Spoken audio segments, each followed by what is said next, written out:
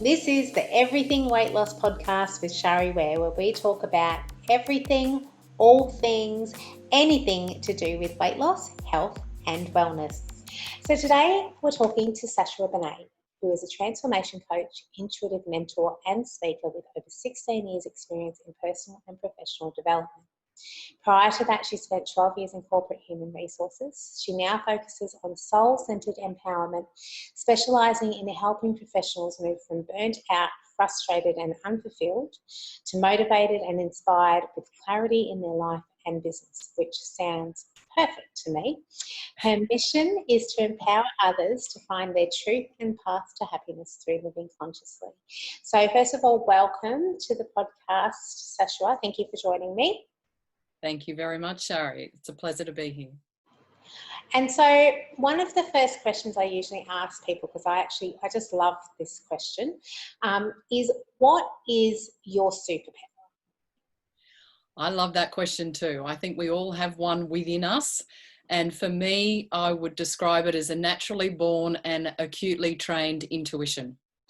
So I very much work on my spiritual health. I work at it just like fitness, just like any part of our lives that we want to really be our strength. And I've been through a lot of sea change myself, and I've used the insights that I get for my benefit in every department of my life. And then I also use the gifts as a transformation coach for professionals seeking that real change in their lives. So it's fascinating what you just said, and I know that there's a story behind that. There's a story of why you do what you do. So tell us more about that. Yes, well, we all have our story, don't we? So as you mentioned, I did spend 12 years in corporate human resources and, strived really hard and got to the top and kind of went, is that it? Is this the best there is? And I was frustrated and disheartened and unfulfilled in a lot of ways because I just knew there had to be something more. So for me, that really catapulted me into a personal development journey in earnest. And after trying, several different things, I was an artist for a while and started a feng shui business and, just exploring. And I landed on some really practical spiritual courses that really landed with me. They really resonated with me. Very practical, non-religious, just life-changing sort of stuff. So that was with Living Illumination, and I have been a consultant with them for 16 years as well. So I do that as well. And within 2 years of starting those courses, I'd moved cities. I was a city slicker and I moved to a farm. I lost 50 kilos within 18 months. Wow. And I saw just so much change. There was that amazing physical change, but there was just change about how I felt about myself, my life, how I felt about my relationships and who was in it, and my health, just changed on so many different levels. And so really why I do what I do now is because I've made those changes and continue to, because of course the journey never ends. And I know what it takes to make that change. And so now I'm super passionate about helping others to make that kind of transition for themselves, whatever that looks like for them, because it's always unique. Just using the tools that I've learned and put into practice for myself and so many others over the years. Awesome. Well, I love that. One of the things I say so often is that transformation starts on the inside. And that you're a true testament to that, definitely, is that you started transforming the inside and then that ended up in also being a physical transformation. So that's amazing. Thank you for sharing that with us. I know that you have some awesome value that you're going to give us today, and one of the topics that we're about to talk about is how to stay calm and positive no matter what comes your way. That's it. I mean, my whole goal in life is for spiritual health from living an inspired life. That's really what we all want to do. So one of the key ways that I find to do that is that staying calm and positive. So when things come your way, the first question to ask yourself is it someone or something that has unsettled your energy? If it's someone, then the key is to focus on staying detached. Now, that sounds a bit strange in a world where we're focusing on being more heart-centered and all of those things, but this is coming at it from a perspective of self-protection. Yeah. Because everyone has their own perspective, and we can't change someone else's perspective. Yeah. But we can only hold on to ours if it feels right. So if we can step back and discern what we need to do rather than getting caught in the emotions of something we're going through with that person, you know, kind of riling us, if we can have that little bit of step back and detachment, then our energy stays calm and positive, because that's just their perspective and we have ours. Yeah. Now, if it's something that impacts on you, like an event or something that's going on in your life, it's also about staying detached, but more so that you can discern, because everything happens for a reason, as we know, really. And sometimes that can sound a bit harsh, because some things that happen, you think, really, was that meant to happen? You know, but our opportunity is to really find out the facts. What's really happening and how does it affect me? Because if it's in my life, there's a reason for it. So how it affects me is so important to kind of look at from the perspective of, what do I need to do to action what's necessary? Why is this happening? And give ourselves time to find these facts. Because when we're kind of embroiled in the emotion of it all, we can make lots of assumptions. Yeah. Assumptions about why we think it's happened, and, you know, what's wrong with me to attract that kind of thing. And we just get caught in this nowhere zone. But if we can stop ourselves from getting caught in the emotion of it, then we won't lose so much energy, because it takes a lot of energy to get caught in all that emotion. So it's kind of detachment for the solution to both things there. So what are some practical ways, some action steps that people can take? Breathing comes to mind for me. Absolutely. Yes, of course. So to stop and to breathe is really, really important. To take that pause so that we don't get caught in the overwhelm.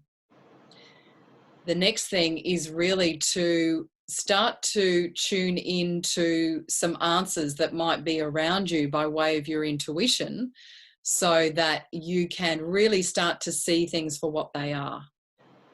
You know, so that does help us detach and step back. And that's almost the second thing that I wanted to talk about, is how do we do that in a meaningful way, in a conscious way? Yeah. Because I think for many, intuition can be quite unconscious, and it can be sort of hopeful, like you're just waiting for intuition to kind of drop in the hope that it will sometime. People don't know how to tap into it. They don't, because it's not like it's part of the school curriculum. No. You know, it's not like we're taught it in our lives, you know. Yeah. It's one of the most powerful tools we could use, but no one teaches us how to use it. In fact, sometimes it can be squashed in our childhood as something that's trivial, or woo-woo. Exactly. Yeah. Exactly. So knowing that there's just something bigger than ourselves, and it really doesn't matter what word we give it. It doesn't matter whether it's the universe, our higher selves, our higher consciousness, you know, angels, guides. It doesn't matter what word we use. It's all the same thing. Yeah. It's all just that energy that's bigger than ourselves, that is really positive, and that if we start to just trust that it's there a little and explore it a little, then we will find that it will make really big changes in our lives. Yeah. Okay. So do you have more? There are some really practical ways that you can do that too, because it's all very well just to say trust. Yeah. You know, trust. I was going to say, but some people just need to know, okay, how do I do that? That's it, because trust, like, you know, kind of can come and go. We can gee ourselves into trust sometimes. Some people don't trust that they trust. They don't trust trust. Exactly. That's so true. So if you do just explore, I'm going to say, explore and just kind of put it out there, put out for answers to things, put out for help with things, just go, I'm going to take a little bit of faith and just kind of put it out to the universe that I'd really like help with. Now, it can be fun to start with things like just finding a car park. That's always a really good one, because you get the immediate message whether you're in tune and in sync with all of that.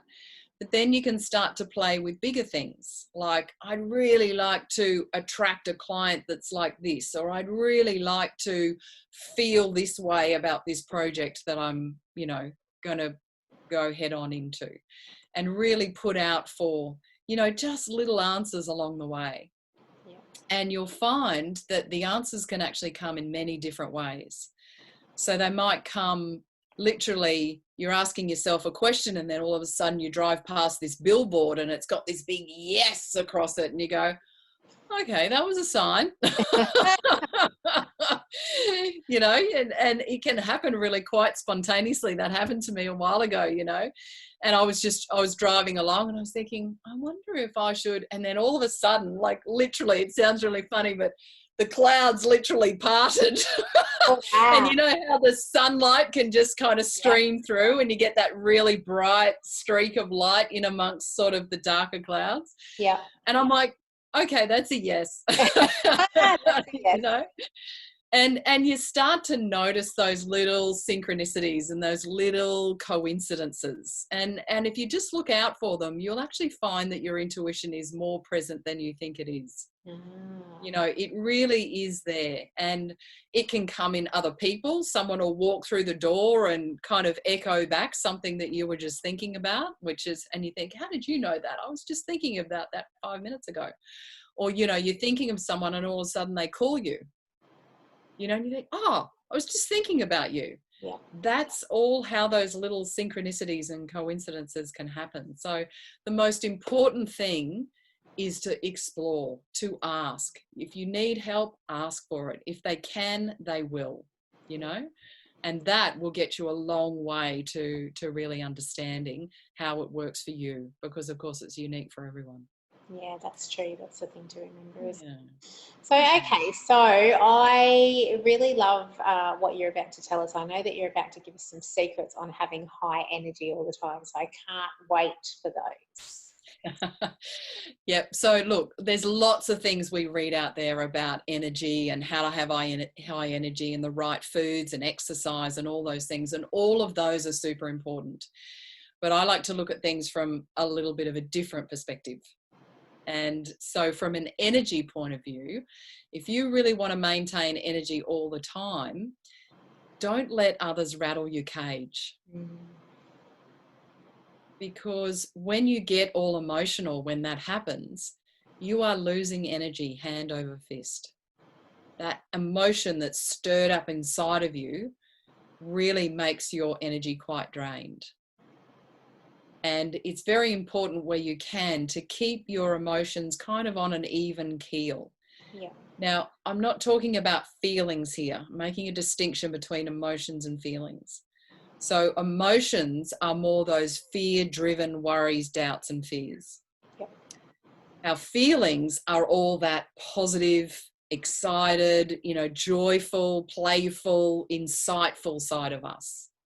So we want to calm the emotions, and we really want to tune into our feelings, that positive energy. Okay. And one really good way to do that, so that we don't lose energy throughout the day, is to not overthink things. When we just sit there and our mind just keeps churning over the same thing over and over again, we're trying to make a decision and we just can't make headway of it. Or negative replay is another really good one, where we really overthink things. Yeah. And it really is quite draining on our energy when we're doing that. Oh, the other thing, and I needed to have this conversation today. I know, and they're not your normal tips on how to keep your energy high, are they? Well, let me tell you, having put these into practice for so many years, they will make a really big difference, a really big difference. The next one is, don't complain. When you complain and moan and groan the same thing over and over again, whether it's to yourself or whether it's out loud to someone else, it again is very draining on your energy because there's no solution in it. It's like you're just going around in circles, so change something, do something different, change your energy. And, we all know that if we're spending lots of time on Zoom or we're sitting down with our work, that it is important to change our energy regularly.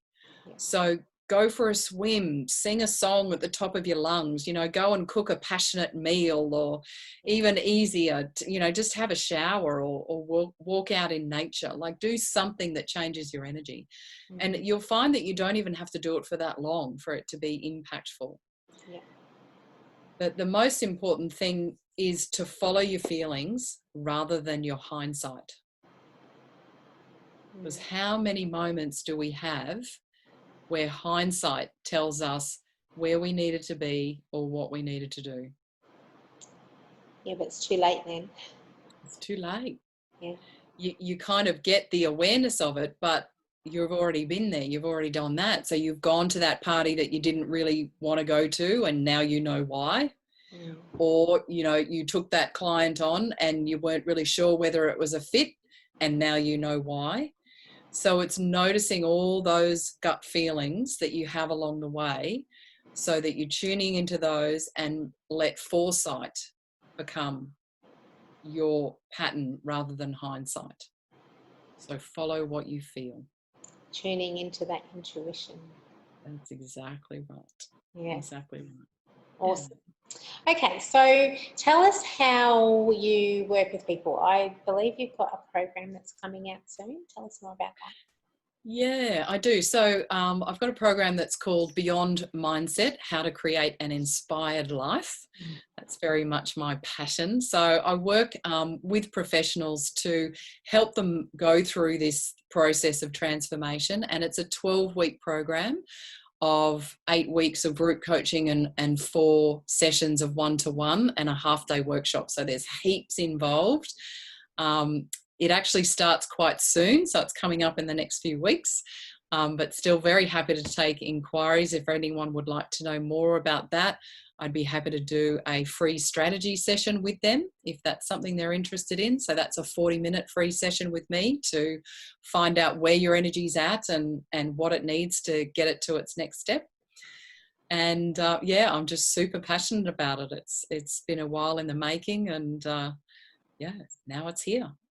Well, I can honestly tell people that I have had a strategy session with Sashua, and I got a lot of value out of it. So it's just so beneficial just to even have the conversation, because you just never know what is going to come out of even verbalizing stuff.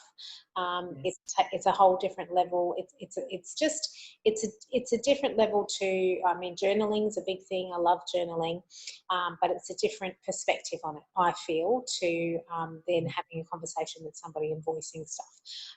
So definitely take Sashua up on that offer. I will put any links that Sashua has in the show notes for anybody who would like to connect with Sashua further. And I have one last question to ask you, Sashua, and that is, if you wanted people to know one thing after listening to this episode and they walk away, what is the one thing that you want them to know? The one thing would be that you have it within you to make any change that you want to in your life. You have the power to do it. So believe in that power, because every single effort that you make toward that change is worth it, and you will gain momentum. Oh, that's awesome. And I totally 100%, 1000% agree with that. So thank you so much for joining us today. And very welcome. I know that we will get the chance to collaborate on another podcast episode about something else in the future, and I look forward to that. Sounds fantastic. Thanks so much for the opportunity, Shari. I very much resonate with the work that you do, and it was a delight to be here. Thank you. Thank you. And I will see everybody else on the next episode. Thank you so much for joining me on this episode. Remember to check out the show notes, and if you have any comments, feedback or suggestions, I'd love to hear them. If you've received value from this podcast, make sure to subscribe, and I'd love you to rate and review the show. Have a fabulous day.